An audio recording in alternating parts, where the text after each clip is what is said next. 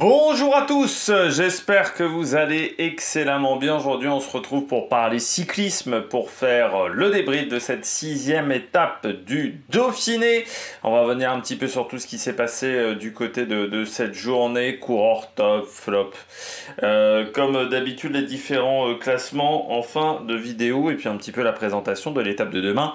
Très dur, étape demain, faites attention, demain les horaires ça sera un petit peu plus tôt parce qu'il y a les 24 heures du Mans, donc je pense qu'ils essayent que l'étape arrive avant le départ des 24 heures du Mans. Le débrief sera je pense pas plus tôt par contre, mais voilà, l'arrivée de la course se fera un petit peu plus tôt demain. N'hésitez pas à vous abonner à la chaîne, à réagir dans les commentaires, à mettre un pouce bleu, à partager la vidéo sur les réseaux sociaux, notamment auprès de vos proches si vous pensez que ça peut les intéresser. Dans les commentaires, n'hésitez pas à me dire qui vous a plu, qui vous a déçu. Quand vous vous abonnez à la chaîne, vous pouvez rajouter la petite cloche, comme ça vous êtes au courant des dernières vidéos qui viennent de sortir. Si vous avez les moyens et que vous voulez soutenir mon travail, vous pouvez faire un super thanks. Vous pouvez également rajouter la petite cloche, comme ça vous êtes au courant des dernières vidéos qui viennent de sortir. Plus vous cliquez vite sur une notification sur une miniature, et bien plus les vidéos sont mises en avant par YouTube. Et je remercie les gens qui font cet effort, les gens qui font l'effort de faire des super thanks. Dauphiné, étape 6. Tout d'abord, on va parler un petit peu sécurisé. Vous avez mon petit dada. Hier, dans les commentaires, on m'a dit, tiens, il faut que tu regardes le Tour de Suisse. Tu vas voir, la première étape, Tour de Suisse féminin, il y a un truc qui s'est passé. Alors, j'ai regardé ce matin. Avant la Suisse, c'était vraiment le lieu qui organisait le mieux les courses. C'est-à-dire Tour de Romandie, Tour de Suisse, à une époque, c'était c'était presque les références en termes d'organisation. C'était très solide. Comment ça se fait hier que sur le Tour de Suisse féminin, qui est organisé, c'est les mêmes mecs qui font Tour de Suisse féminin, Tour de Suisse masculin, comment ça se fait qu'à 2 bornes de l'arrivée, on se retrouve à avoir une voiture à contresens? Alors ça n'a pas fait la une de l'actualité, parce que bien entendu c'est le cyclisme féminin et que tout le monde s'en fout, et que quand il y a un problème du côté du cyclisme féminin, ça ne fait pas la une de l'actualité, hein, ce qui est bien triste. Mais là c'est pas normal à 2 bornes de l'arrivée que tu aies une voiture à contresens. Heureusement c'était pas un peloton complet. De toute manière un peloton complet, vu l'arrivée qu'ils avaient mis en place à Gstaad, ça aurait été une catastrophe parce que c'était vraiment assez étroit.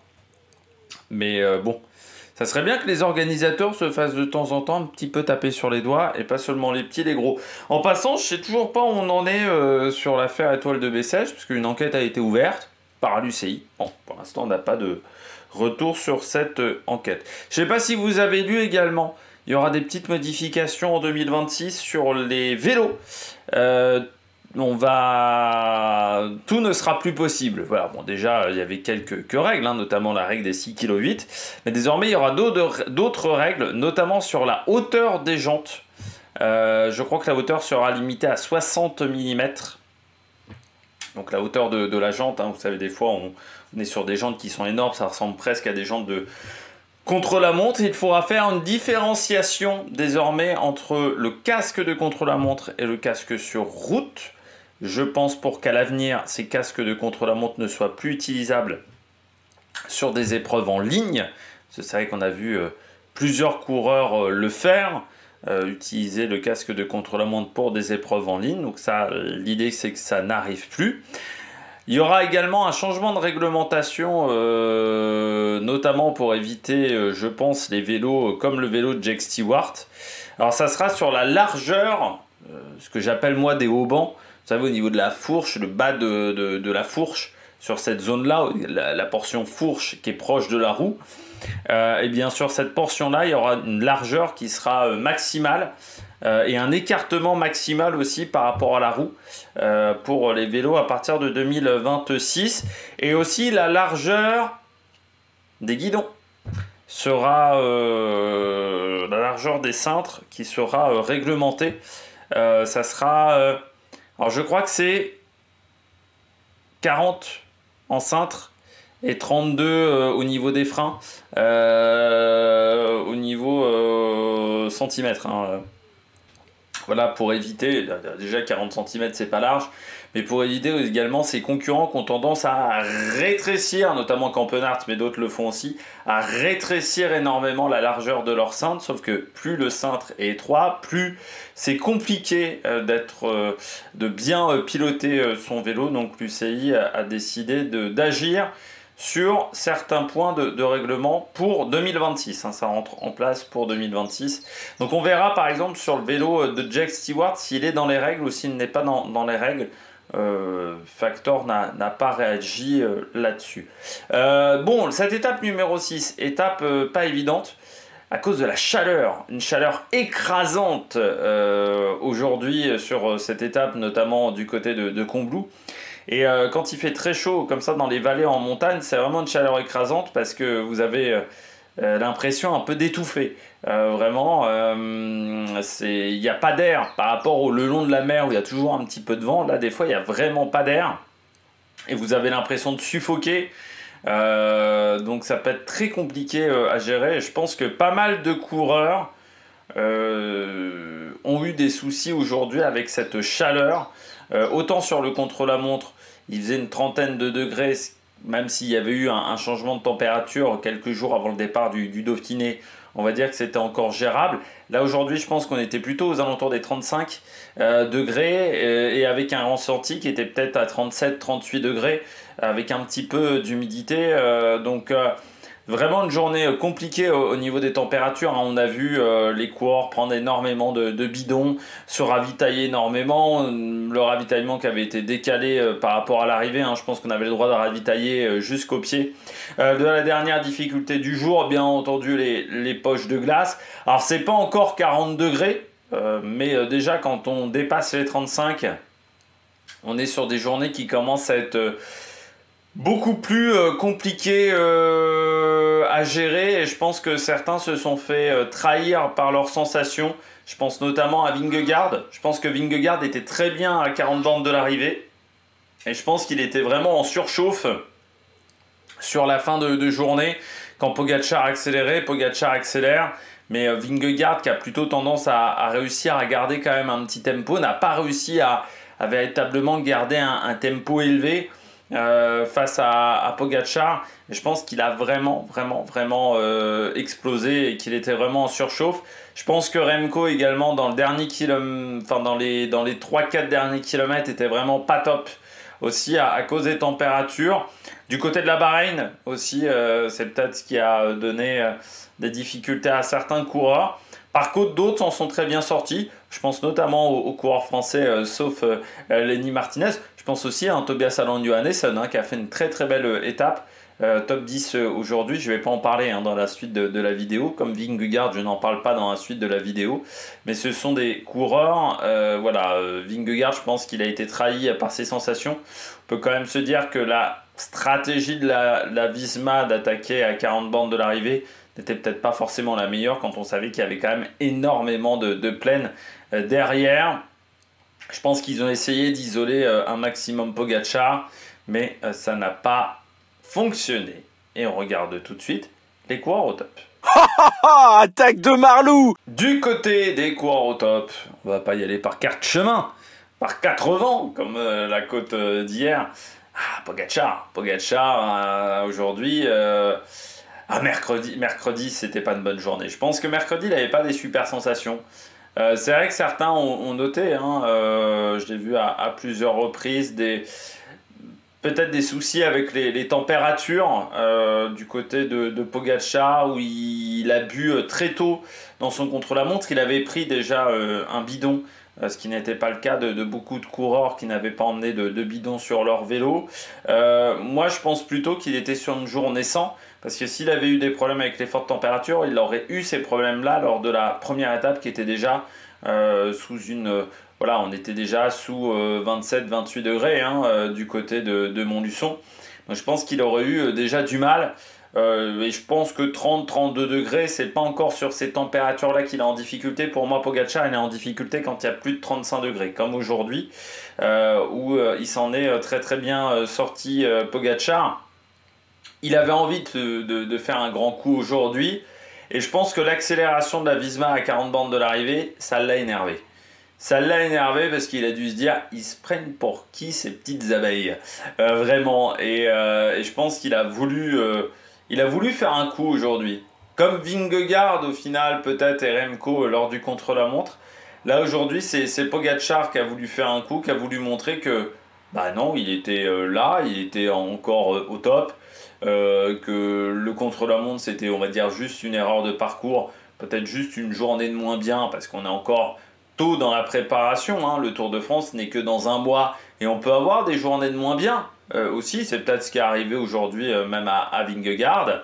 Et Pogacar, lui, il l'a eu mercredi et il a voulu démontrer et montrer à tout le monde que c'était qu'une erreur de parcours. Et puis ses équipiers, alors pas tellement Sivakov, mais Tim Wellens, Narvaez aussi, ont fait du bon boulot. Narvaez, il était fort parce que je crois il est dans le top 15 de l'étape, hein, Jonathan Narvaez. Donc, et puis il prend les secondes du sprint intermédiaire. Aussi le coureur équatorien, mais ça a été vraiment une très très grosse étape, hein, de la part de Pogacar, avec une équipe qui a été intéressante, même si elle n'a pas été forcément au-dessus du lot, parce qu'on voit, il y a encore Jorgensen, il y a encore du monde. Dans le top 10, il y a encore des Visma qui sont encore là avec les UAE, ils n'ont pas été au-dessus du lot, mais bon, l'équipe a fait quand même un travail qui était très solide. Et puis après, Pogacar, il était motivé. Et puis on sait que il y avait un deuxième aspect également du côté de Pogacar.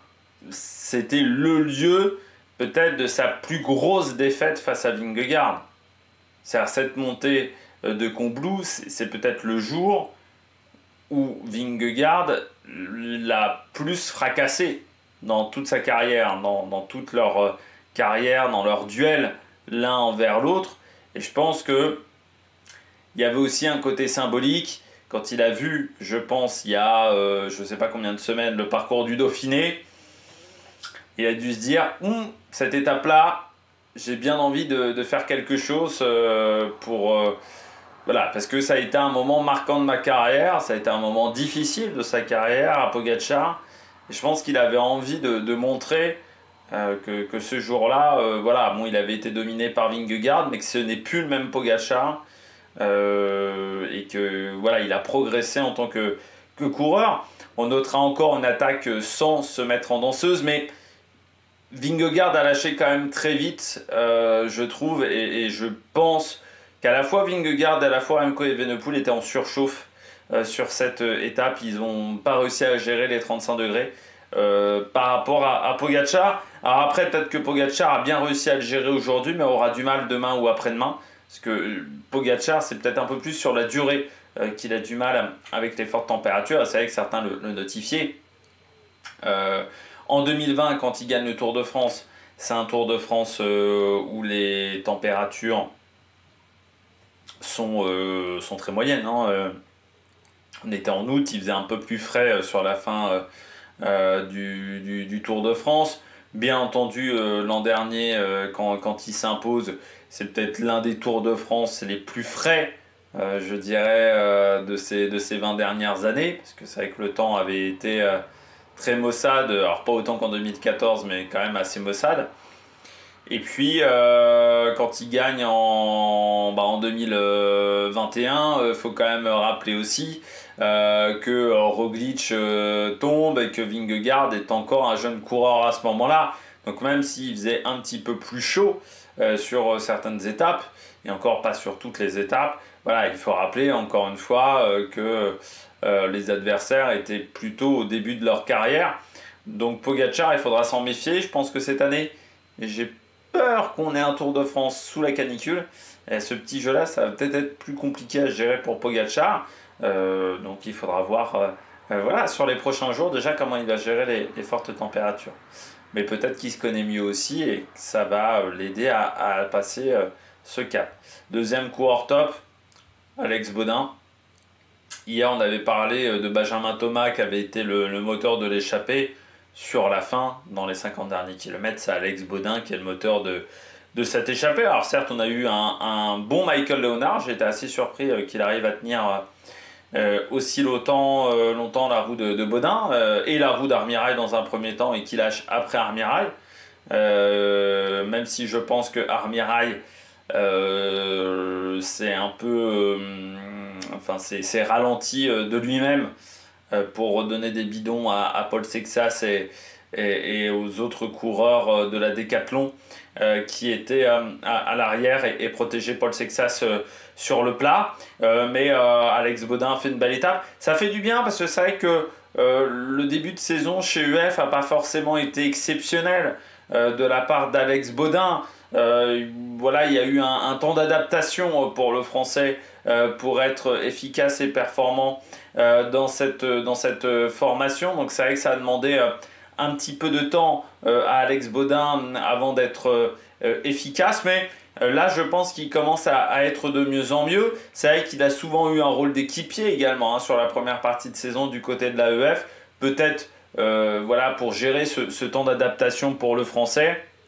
Là du côté de l'AEF, bon, on n'a pas trop compris la stratégie de l'équipe, mais on pensait que ça serait pour Benelli, sauf que Benelli tous les jours perd du temps et Esteban Chavez, on sait qu'il est limité au niveau physique, donc Baudin a un peu plus sa carte et il a joué sa carte à fond aujourd'hui sur une échappée qui a mis encore beaucoup de temps à se former, une première heure de course à plus de 50 à l'heure.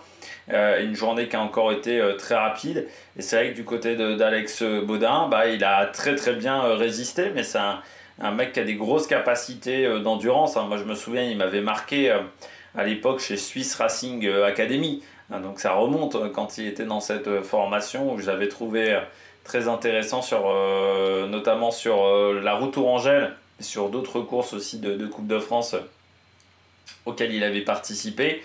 Et puis ça doit lui faire du bien quand même, ce résultat en France, c'est à côté de chez lui, du côté d'Alex Baudin, donc c'est vrai que lui aussi il avait peut-être coché cette étape en début de semaine, Alex Baudin, et je pense qu'il est très content de ce résultat, 3e coureur top. Alors on aurait pu mettre les Français en général, j'ai décidé de mettre Louis Barré, parce que il s'est bien battu aujourd'hui. Lâché dans la côte à une quarantaine, cinquantaine de... Voilà, la côte de Mont-Sassonnex, où il a eu beaucoup de mal, Louis Barré, où il a vraiment souffert dans cette montée, où il se retrouve lâché dans un deuxième groupe, alors peut-être mal placé également lors de l'attaque de la Visma Leasebach, mais il se retrouve dans un groupe un petit peu distancé, qui met quand même un petit peu de temps à revenir. Ça a pris 10 minutes, un quart d'heure cette affaire-là pour revenir. Et Louis Barré qui ensuite a réussi à retrouver donc, ce groupe. Il s'est fait un petit peu la cerise sur la période de transition avant les 2 dernières difficultés du jour. Et là après, il a déroulé comme il le fait depuis le début de saison. Il est très fort depuis le début d'année sur ses montées, je dirais, de 2e, 3e catégorie, on l'avait vu notamment sur les classiques ardennaises. On a retrouvé un petit peu le Louis Barré, en mieux, mais on a retrouvé un petit peu le Louis Barré quand il était arrivé chez les pros chez Arkea, qui était arrivé comme ça. Je me souviens notamment de la Classicat Valenciana, où il avait attaqué à l'époque dans les bosses, où il avait été très impressionnant ce jour-là, Louis Barré.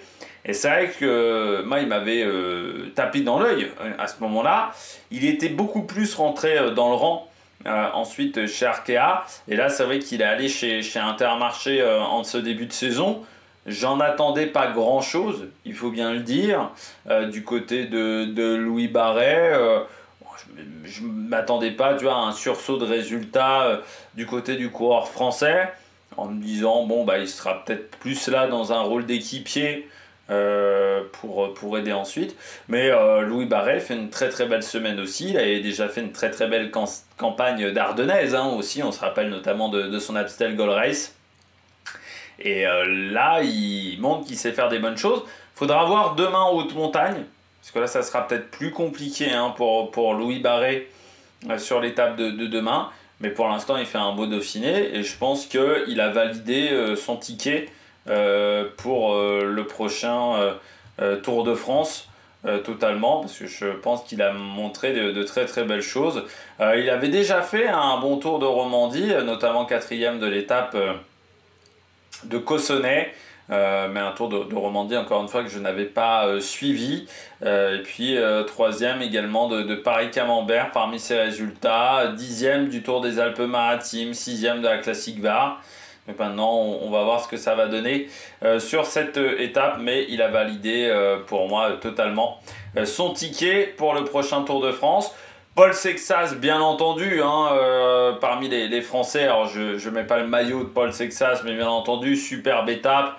Voilà, j'ai décidé de mettre plus en avant Alex Baudin et Louis Barré pour changer un petit peu tous les jours. Mais Paul Sexas, vraiment très très bon sur cette journée. Meilleur coureur de la Décathlon AG2R, troisième coureur français de l'étape. Au général, c'est le deuxième coureur français et pas très loin du premier, il y a à peine 10 secondes. Donc voilà, il continue. Là en plus, c'était intéressant pour lui parce que c'est des formats d'étape qu'il connaît. Les formats 120, 130 km. Bon, c'est des formats qui se rapprochent un peu plus de ce que l'on peut voir en junior par rapport au format, je dirais, 180-200 km, qui là est un format qu'il connaît bien et qu'il maîtrise bien. Ce qui est intéressant de voir, c'est qu'on est aussi au 6e jour de course et que pour l'instant, en termes de récupération, ça a l'air de tenir.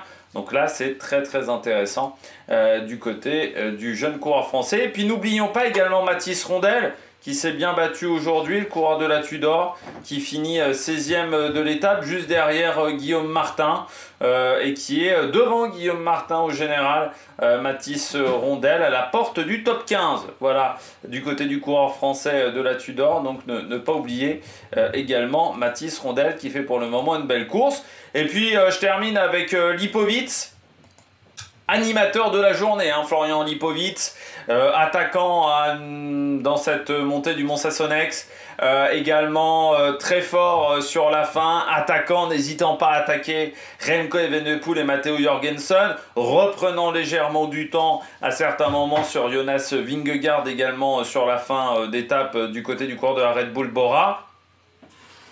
Moi, il me fait penser un petit peu Lipovitz à Romain Bardet en début de carrière.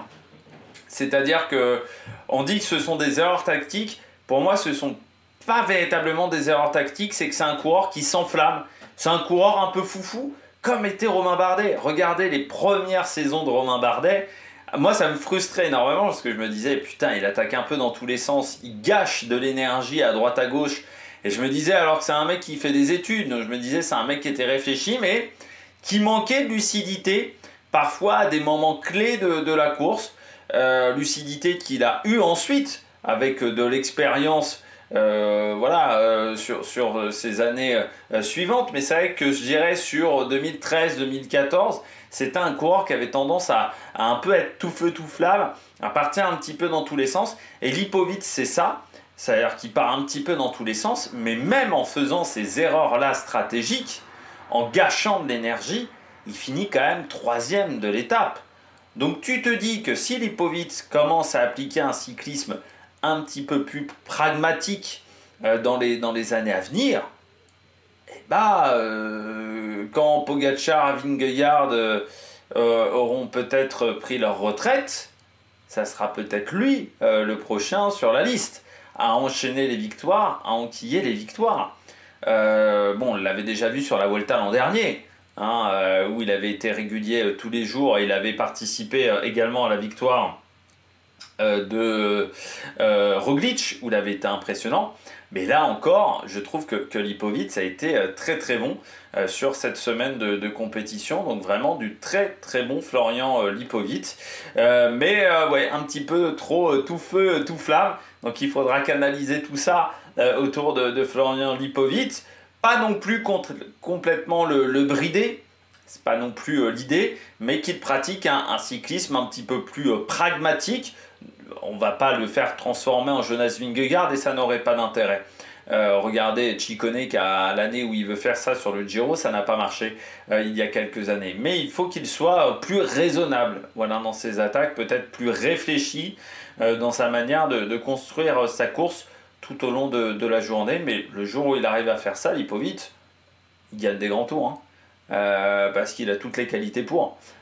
Et quand on voit comment il consomme de l'énergie un petit peu tous les jours et comment il arrive à obtenir des résultats, tu te dis que dans le futur, ça peut être un très très très grand Florian Lipovitz. Et en plus, il a dû se démerder seul à récupérer les bidons aujourd'hui. Parce qu'il était tout seul, et malgré le fait qu'il était tout seul, sur la fin, il arrive à en remettre. Donc bravo Monsieur Lipovitz, et ça montre une belle capacité de résistance à l'effort en course et de récupération aussi pendant les journées de course. Donc ça, c'est très intéressant du côté du coureur allemand.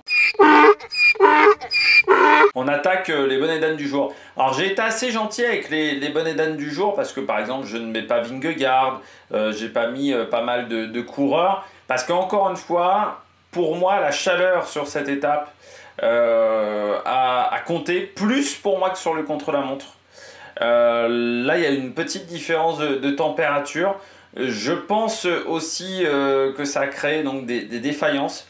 Ce changement de température. Je m'inquiète pas pour Vingegaard, comme je ne m'étais pas inquiété pour Pogačar.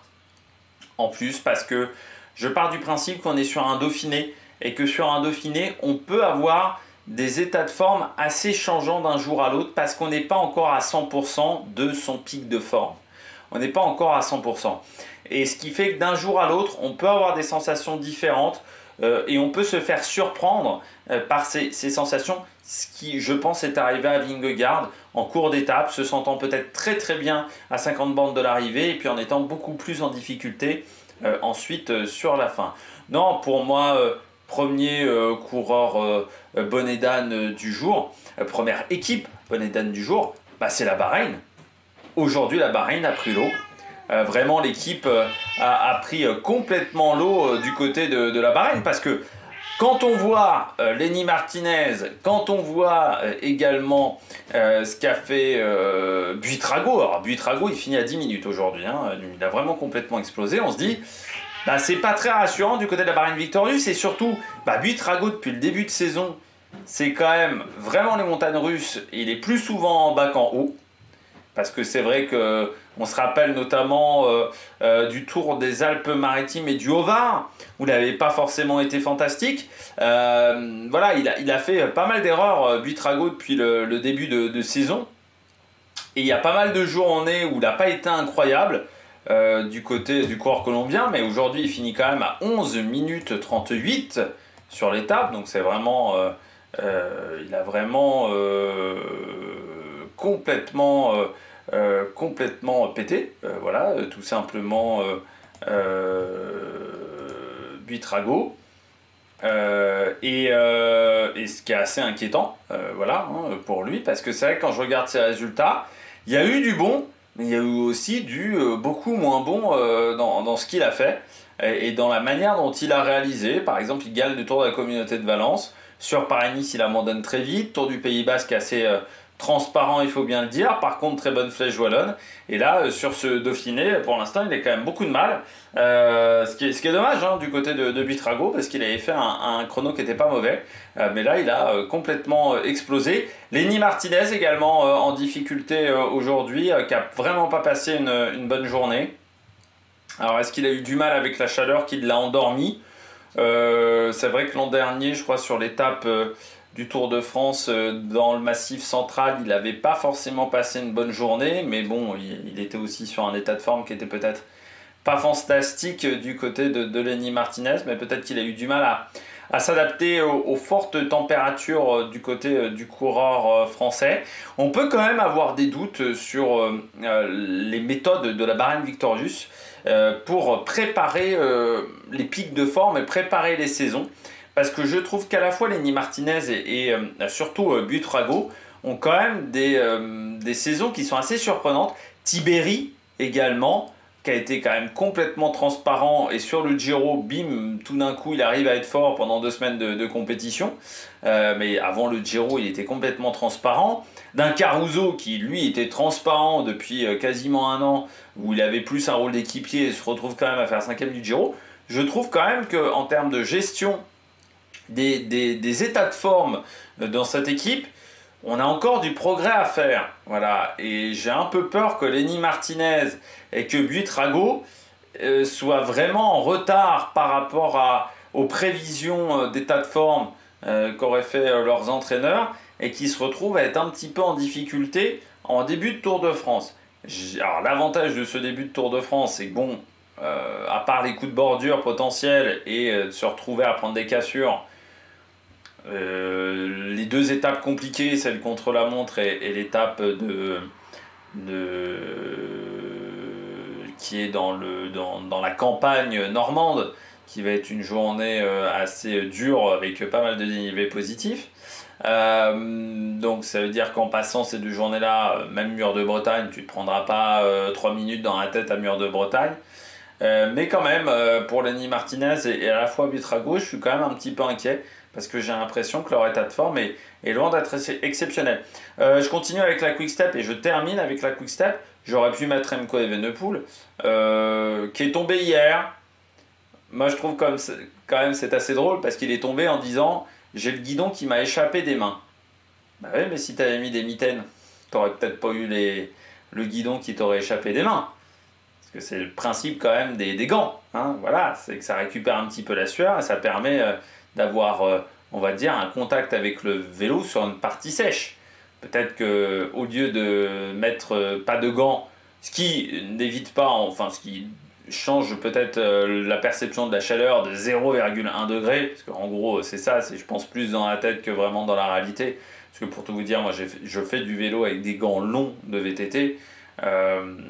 Quand je les enlève, j'ai pas une sensation de froid intense, à part en hiver. Mais voilà, quand je fais de temps en temps du vélo, j'ai pas une sensation de frais intense et pourtant j'utilise même des gants longs en plein été parce que même les mitaines, j'arrive à me faire des ampoules sur le bout des doigts. Mais du côté de Remco Evenepoel, ça a peut-être été l'erreur. Après, je trouve pas non plus qu'il fasse une étape catastrophique aujourd'hui. Je pense qu'il a pris un coup de chaud sur la fin. Mais en gros, qu'il soit derrière Vingegaard, je trouve ça normal. Alors c'est un peu plus chiant, c'est l'écart avec Lipovic.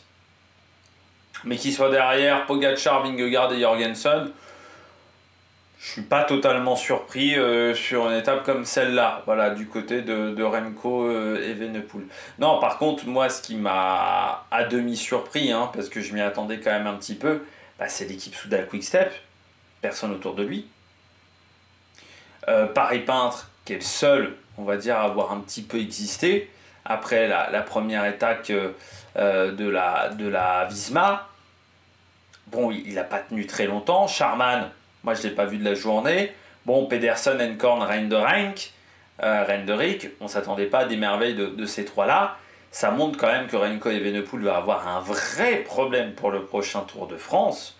Contrairement à l'an dernier où il avait Landa, où il y avait quand même un petit peu de monde autour de lui pour l'aider, là j'ai peur qu'il se retrouve complètement seul. Je me demande même qui vont emmener Soudal Quick-Step.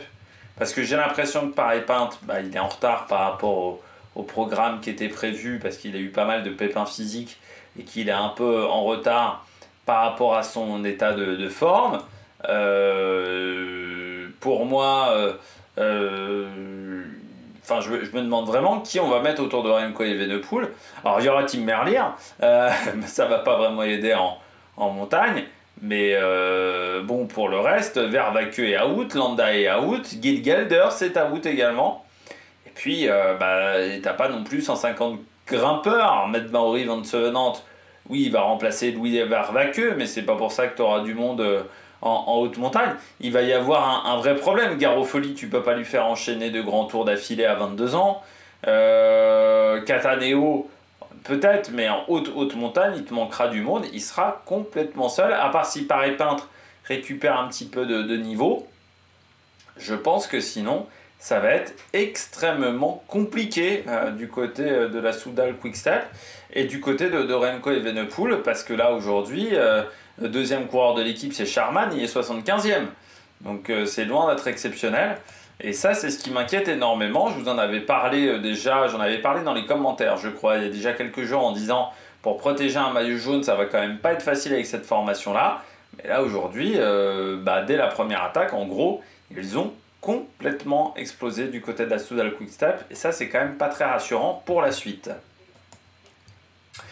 On regarde les différents classements et l'étape de demain. Victoire donc, aujourd'hui, victoire éclatante même, de Pogačar devant Vingegaard Lipovic qui est à 1,22, Vingegaard à 1,01, Jorgensen à 1,30, 1,50 pour un Evenepoel.